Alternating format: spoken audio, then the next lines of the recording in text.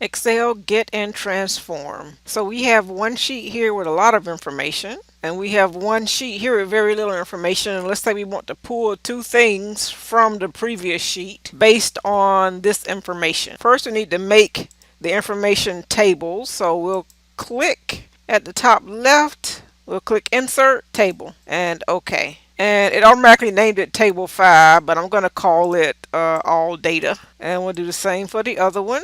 Insert table. OK. And notice over here under table name is table 6. I'm going to change it to partial. I save my table. I save my information, and I'm going to go to data, new query, from file. Of course, you can do this from any file, but I'm just going to stay on the one I have. So basically, I'm getting it from the same place where I already am. From workbook, and the book I'm already in. Now it shows me the sheets in the workbook. I'll pick the first sheet and click load. And now we see my query over here on the left. And then I'll add the second sheet in. Again, I'll do data, new query, from file, from workbook, and the partial data worksheet, and load.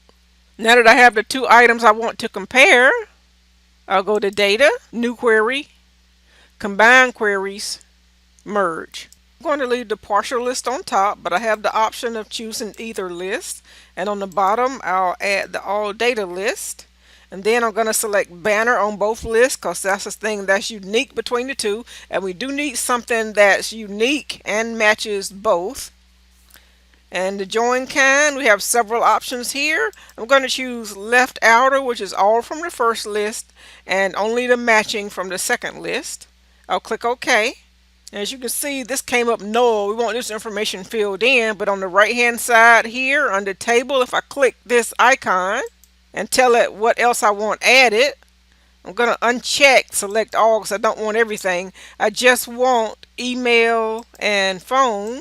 And if I click that, then I have the email and phone that I need for the matching banner ID. And now on the left hand side over here, I'll click this icon and I'll click copy entire table. And let's go back to our regular Excel. We'll get out of the query mode here. I'll click the X. Then there's my information. Actually, I don't need to open up a new sheet. Once I close the query, it put the information in a table for me here. There's my banner, my email, and my phone, which is what I was looking for. And if I don't want this extra data, I can just delete it.